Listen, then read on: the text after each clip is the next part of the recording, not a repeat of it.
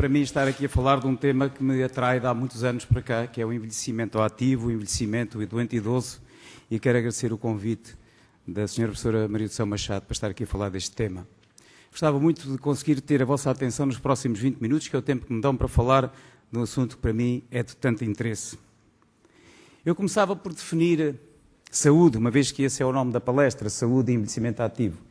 E lembrar-lhes que saúde tem uma definição da Organização Mundial de Saúde que diz: a saúde refere-se ao bem-estar físico, mental e social, como está consignado na definição da OMS. Mas no caso do idoso, a saúde implica também a manutenção da independência e da autonomia. E lembrar-vos ainda que para fazer um envelhecimento ativo, ter saúde é de facto uma condição bastante importante, se não obrigatória. A segunda definição que eu procurei foi o que é o envelhecimento ativo. As definições são sempre complexas, difíceis, às vezes contraditórias. Envelhecimento ativo refere-se à continuação da participação na vida social, económica, cultural, espiritual, cívica e não apenas a capacidade para continuar fisicamente apto e independente. Esta é uma definição.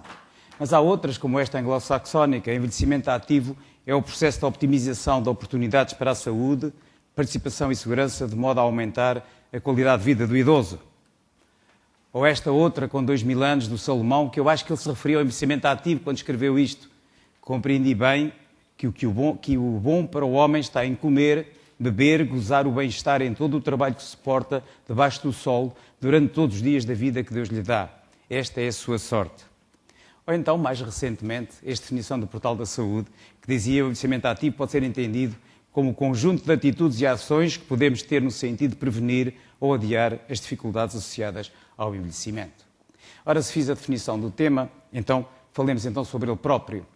E dizer que sobre o envelhecimento ativo há muita coisa escrita, muitos conselhos.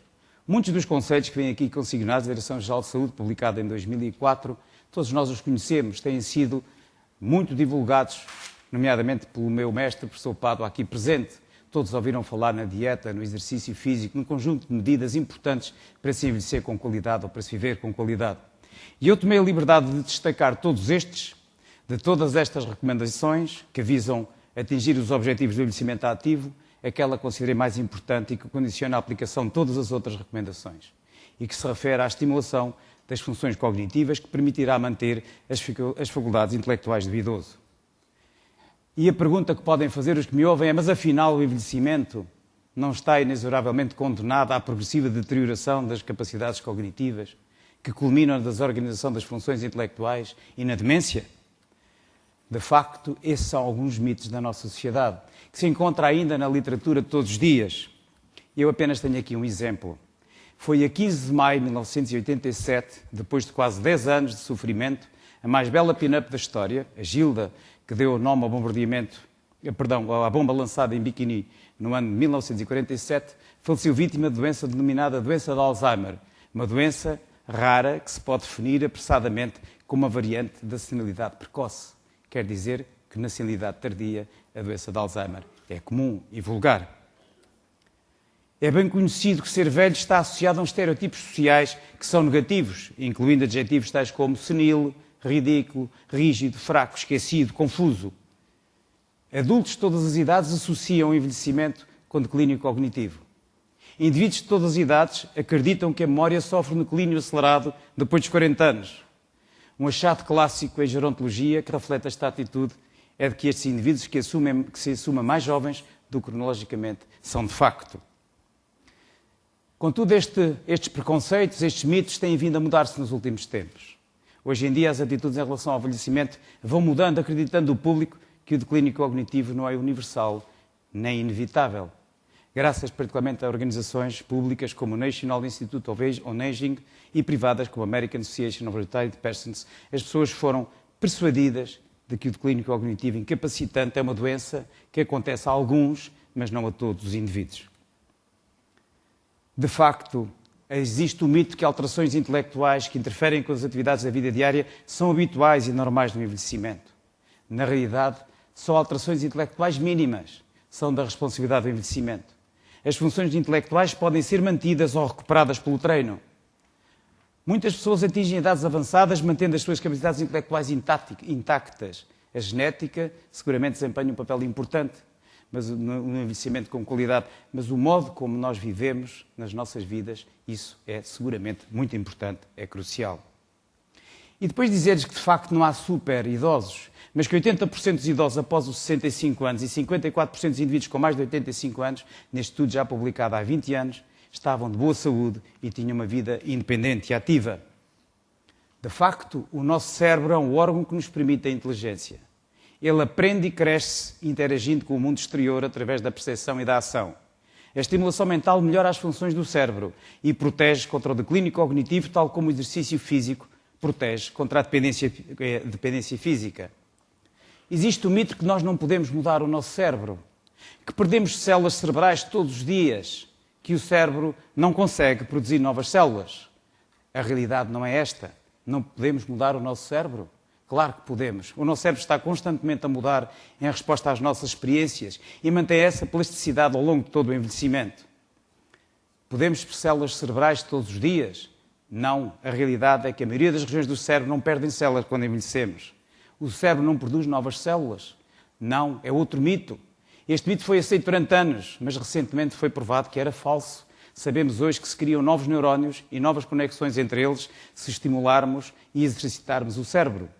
A neuroplasticidade, este novo conceito, é seguramente uma das maiores conquistas do século XXI, como dizia este psiquiatra canadiano.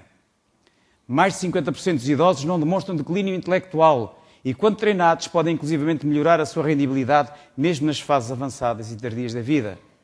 Estudos longitudinais revelaram que 2/3 dos idosos com declínio intelectual podem voltar aos valores anteriores de eficiência quando treinados.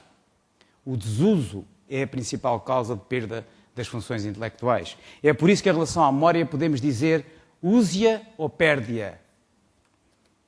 O declínio mental grave é habitualmente provocado por doenças, enquanto que a maioria das perdas de memória das capacidades motoras relacionadas com o envelhecimento resultam principalmente da inatividade, da falta de exercício mental e de estimulação. Este autor americano, que foi, digamos que o meu pai da geriatria, porque li muito do que ele escreveu, e particularmente o primeiro livro de geriatria que li, que se chamava Geriatric Medicine, o Richard Bezdine, que é um homem hoje já bastante idoso, escreveu: o compromisso cognitivo que interfere com a vida normal nunca pode ser atribuído ao envelhecimento. Quando surge, deve levantar de imediato a suspeita de doença e conduzir a uma pronta avaliação médica. Contudo, alguns estudos, este publicado em 83, usando a Western Adult Intelligence Scale, mostraram que se atinge um pico de capacidade intelectual aos 24 anos e que esta capacidade começa a declinar a partir dos 30 e continua ao longo de todo o envelhecimento. Então, afinal, estou a contradizer-me.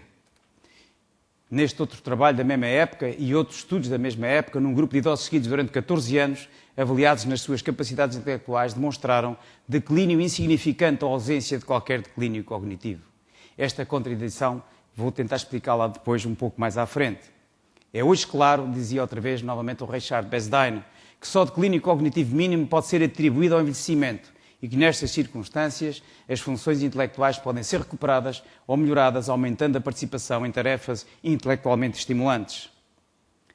E falar-vos então da plasticidade neuronal que referi há pouco. Existe evidência recente de que os cérebros idosos podem reproduzir novos neurónios, novas conexões sinápticas e nova vascularização. Embora esta plasticidade neuronal esteja reduzida no envelhecimento, continua mais eficaz do que inicialmente se pensava. Embora o envelhecimento biológico coloque progressivos constrangimentos aos níveis máximos de rendibilidade cognitiva, com o avançar da idade, a rendibilidade pode ainda ser melhorada no muito idoso. Até o século XX existia o consenso de que as células cerebrais tinham um número imutável a partir da infância, com algumas áreas como a do hipocampo, onde os neurónios podiam continuar a multiplicar-se após a infância. No século XXI, verificou-se que todos os neurónios se podiam multiplicar. De acordo com esta teoria, na neuroplasticidade, pensar, aprender, atuar, altera a estrutura e a organização funcional de todo o cérebro. Mesmo em idade avançada, podem aumentar o número dos neurónios cerebrais.